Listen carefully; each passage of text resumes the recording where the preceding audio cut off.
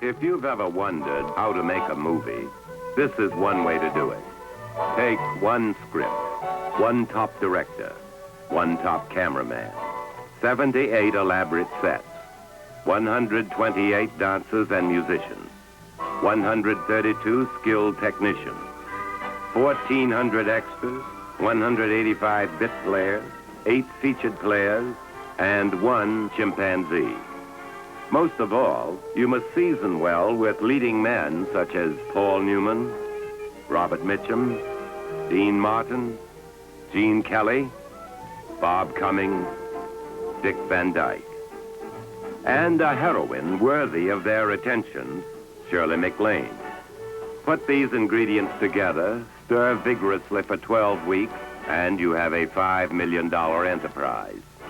Tonight on Hollywood and the Stars, an unusual story of an unusual movie.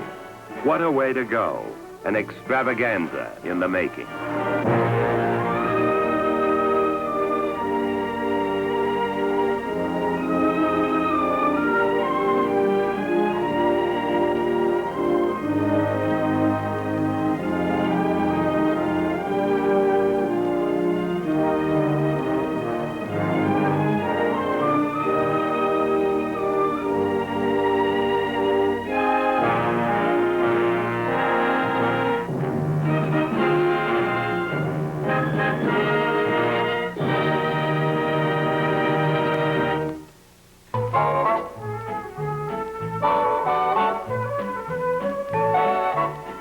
November 1963.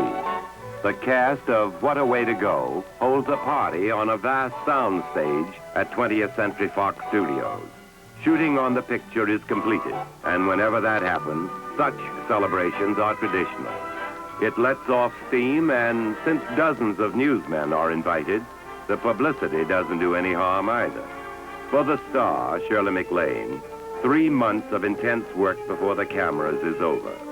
But for producer Arthur Jacobs, this is a high point in a $5 million project he has lived with for nearly 2 years. It all began in New York in a house on 95th Street.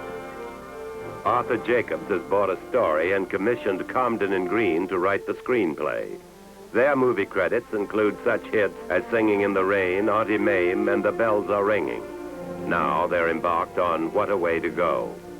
Well, when she's in Paris, she meets this crazy painter. He's invented a wild painting machine, and it's composed of a lot of different arms that stretch out, and they're controlled by sound. Various noises. Yeah, he bangs on things, tinware and pots and pans, and when he does these noises, the arms reach out into different parts of paint, and then they're controlled, and they go up to the canvas and start painting. Yeah. And then one day, accidentally, he puts a record on, and the music starts to play, and the machine responds to the music. Like, for instance, the finale of Tchaikovsky's Fourth Symphony.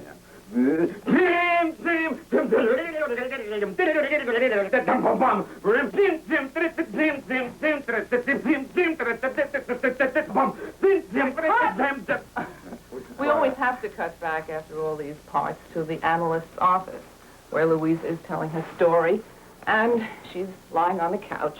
And he said something profound like, well, shall we begin at the beginning, or please continue? Oh, yes. Let me see. I was born Louisa May Foster in the small town of Crawleyville, Ohio. Oh, I can't understand it. I never wanted money. All I ever wanted was to lead a simple life. When Adolph and I found out that Shirley MacLaine was being cast as Louisa, the central character, we were delighted, because we needed somebody very versatile. She was going to be called upon to play herself as a young girl, and then later a beatnik bohemian living in Paris, then an extravagantly dressed high society millionairess, later a girl married to a movie star, caught up in Hollywood glamour, and at another point, a very satirically, wildly sexy girl. And Shirley is able to make these transitions and make them all convincing and marvelous. As for the men in Shirley's life, we have the modern artist is played by Paul Newman, the king of finance, Robert Mitchum, a very arrogant playboy, Dean Martin, the egotistical movie star, Gene Kelly, an insecure psychiatrist, Bob Cummings, and the sweet, bumbling, small-town philosopher, Dick Van Dyke. Most of What a Way to Go is shot on the back lots and sound stages at 20th Century Fox. The director and Arthur Jacobs' producing partner is an Englishman, J. Lee Thompson. Thompson is well known for such films as Tiger Bay and The Guns of Navarone. Now he's tackling something different.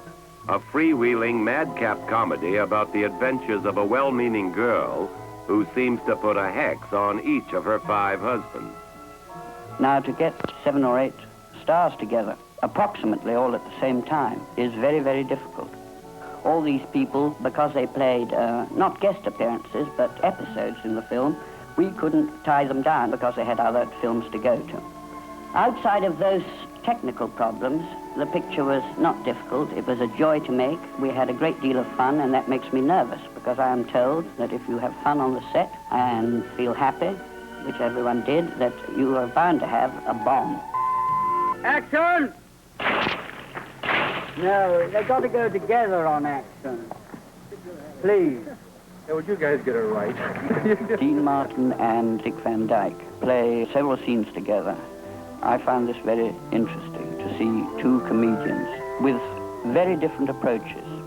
Dean Martin is a master of the throwaway technique, of the casual. Dick Van Dyke is very different in his approach. Now, putting these 2 people together was wonderful because they didn't clash. They were right after one rehearsal.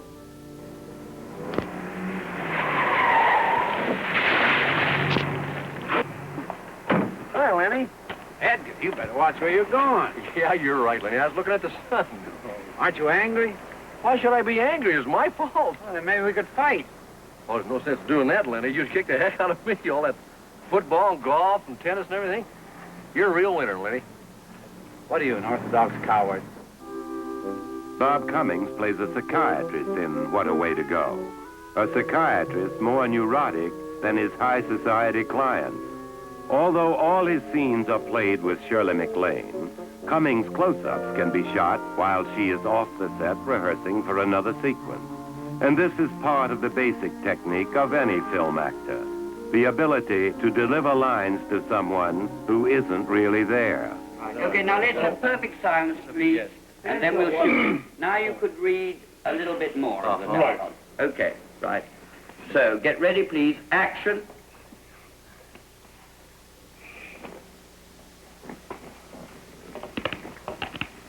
Go on, please. Well, I was born Louisa May Foster in a small town of Crawleyville, Ohio. Oh, your mother. What was your mother like?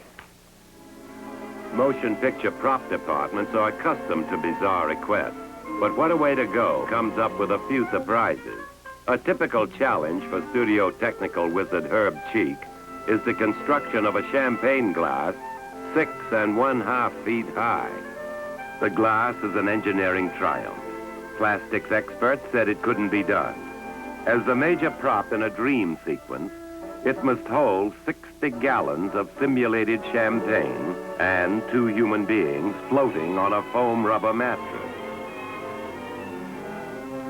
This bubbling boudoir is a typical accessory in Shirley MacLaine's fantasy life with the richest man in the world, played by Robert Mitchum. Having just completed another film in India, Mitchum flies into Hollywood only hours before his first scenes are scheduled.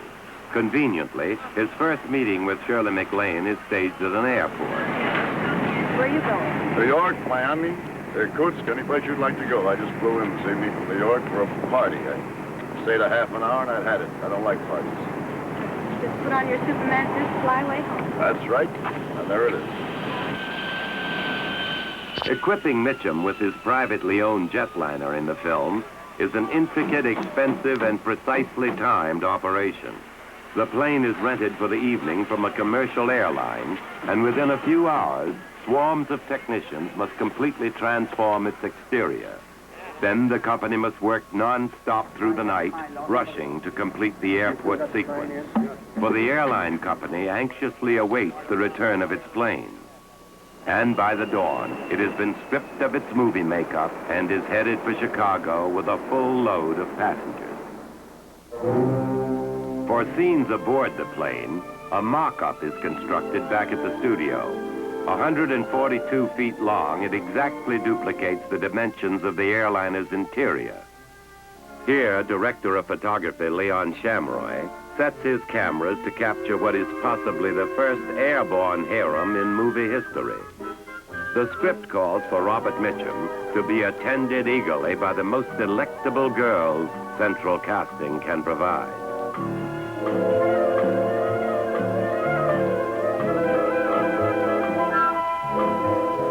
Off-screen and on, Robert Mitchum is known as an exceedingly nonchalant character. And if any experience can shake his composure, it's obvious that he has not yet encountered it.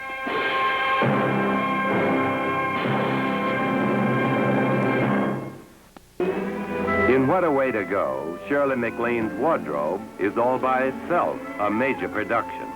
A studio press release reports that costume designer Edith Head is given $500,000 and told to spend it all outfitting Shirley MacLaine.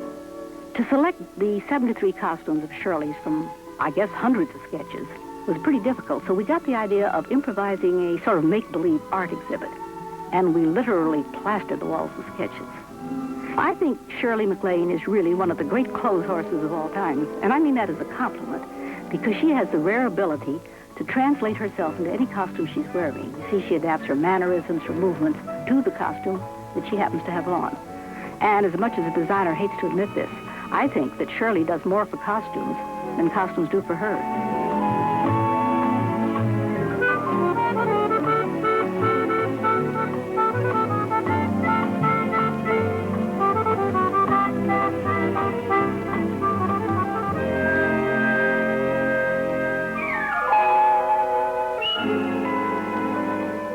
Other members of the cast are more simply attired. Candy, a 3-year-old chimpanzee, needs only a couple of smocks to play her role as a veritable Picasso among apes. Candy's performance is hailed by cast and crew alike. And with her first movie role, she wins one of the most secure positions Hollywood can offer, a long-term contract with the Beverly Hillbillies.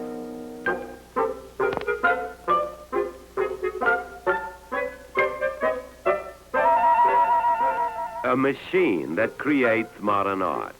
This is a scriptwriter's brainstorm that becomes a prop man's headache. It reportedly takes 12,000 man-hours to build 10 of these complex contraptions. In the film, however, the whole job is passed off as the work of one Paris bohemian, Paul Newman. While shooting the Paul Newman sequence, director Thompson tackled some of his most demanding scenes. As usual, the pressure is on. Newman must soon begin another picture. Shirley MacLaine has been sidetracked for costume fitting. A stand-in must take her place during rehearsals. Right, drop. Monsieur, votre peinture inspire d'une... Merci, madame. Congratulations, master. This is the first breath of air in abstract art since Kandinsky. I am infinitely and irrepressibly pleased. La translation, Mark. Now, let's try something here. Let's see. I think it works fine with you there because you're surrounded with... I think going to the painting is going to get us into trouble. It's very true that in a scene like the gallery scene, when you have to rehearse over and over again, fatigue does set in. Suddenly, Paul Newman, who was wonderful 2 hours ago, something's gone from him. He could never be bad, but the spark has gone, and he knows it's gone. We all know it's gone. It's very difficult. Gone are the days, because of economics, where you say, well, goodbye, everybody, come back tomorrow morning and we'll do it again. You cannot afford that kind of luxury. Right, let's do it again. And now if we could begin to just tighten it up slightly, it's very nearly correct. It just needs, again, just here, a little, if you could give it just a little quicker. That's it, madame. What a fine dress. Thank you. My husband painted it for me. Votre peinture. Merci, madame. Congratulations, master. I'm insufferably honored. Congratulations, s'il vous plaît. Frida and I are very happy. At last, painting which is music and music which is painting. How do you do it? Joe, how can anyone explain the workings of the inner man? Actually, the act of creation might best be described as pure animal instinct. If only Beethoven were alive, he'd just hear this painting. Ah, yes, Paul Ludwig, I think he'd be very pleased. Your paintings make me want to kneel, pray, and cry. Well, in that case, Baroness, why don't you buy one, and you can kneel and pray and cry at home.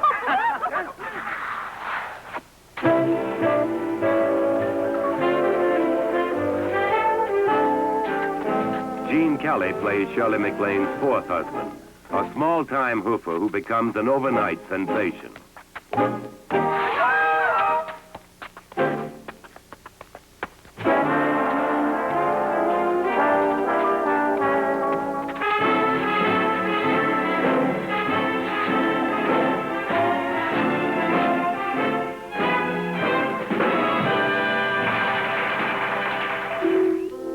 His role allows Gene Kelly to cut loose with a series of spoofs on renowned performances like Rex Harrison in My Fair Lady, Frank Sinatra in Pal Joy, and Richard Burton in Cleopatra. What? Caesar!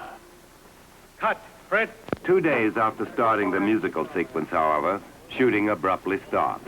Shirley MacLaine is immobilized, suffering from a badly blistered foot.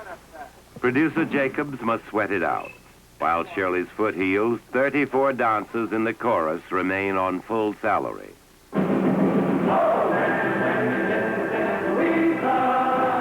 Rehearsals go on, however. Gene Kelly carries almost total responsibility for these dance numbers, since he is both performer and choreographer. Cut. Directing a number and appearing in it simultaneously pose a lot of problems, but these we have to meet as they occur. For example, if I feel that something isn't right and I want to look at it, I'll ask my assistant to dance in for me, as we say. Then I'll look at it from the floor, then through the camera, and we can correct whatever faults there are. Since dancing is such a specific and precise art form, we don't have the problem of emotional range that you have in acting. Therefore, it's much simpler to direct yourself in a dance number than it would be in a dramatic scene. I worked very closely with J. Lee Thompson on the staging and the style of the number, that is, on the direction it would take, because the number itself must relate. It must conform to what's happening in the rest of the script. A lot of people don't realize that even though you're making fun of dancing, you have to work just as hard to do that as you would if you were playing it straight, especially a satirical number done with broad pantomime.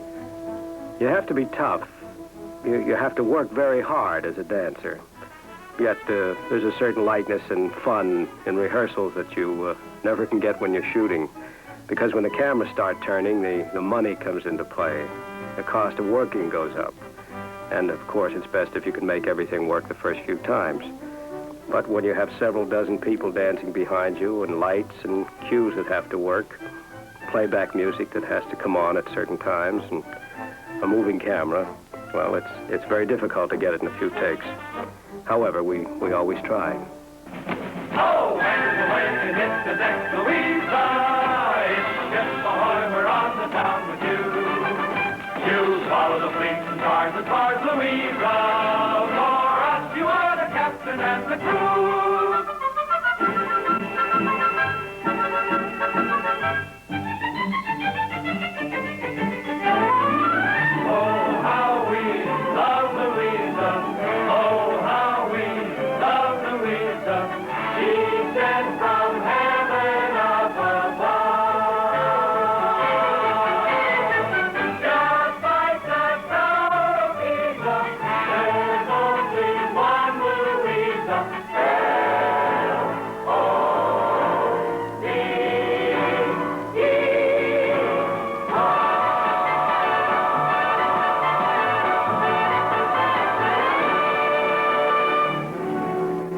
A short distance from the New York World's Fairgrounds, in a subway switching yard, there unfold events which will help shape the destiny of What a Way to Go.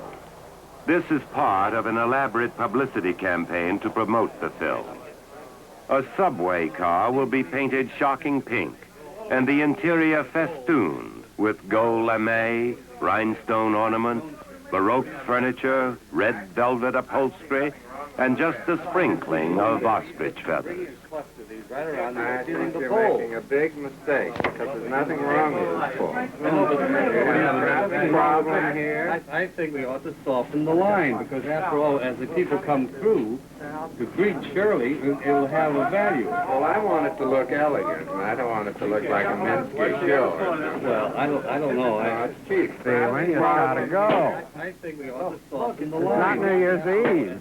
I think we're in agreement then. Absolutely. Much more in the period. How about it? Get rid of these. This is a much more beautiful. I think there's one in town that's about 4 foot long. A double bird. Now, what kind of a bird would you put in here? Well, I think that parakeets are about the best. And so, in the same zany spirit that inspired it, What a Way to Go is completed. The picture has come in on schedule and on budget, and there have been no temper tantrums to delight the gossip columnists, no world-shaking scandals to shock the public. In fact, after 3 months of shooting, everyone concerned is still on speaking terms. This may seem routine in any other business, but in the Hollywood of today, it is no small achievement.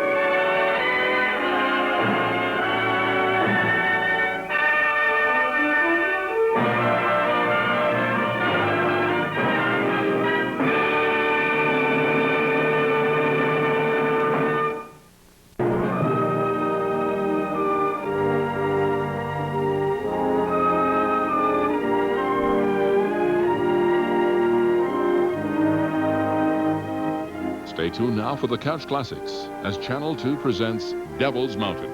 Coming up next.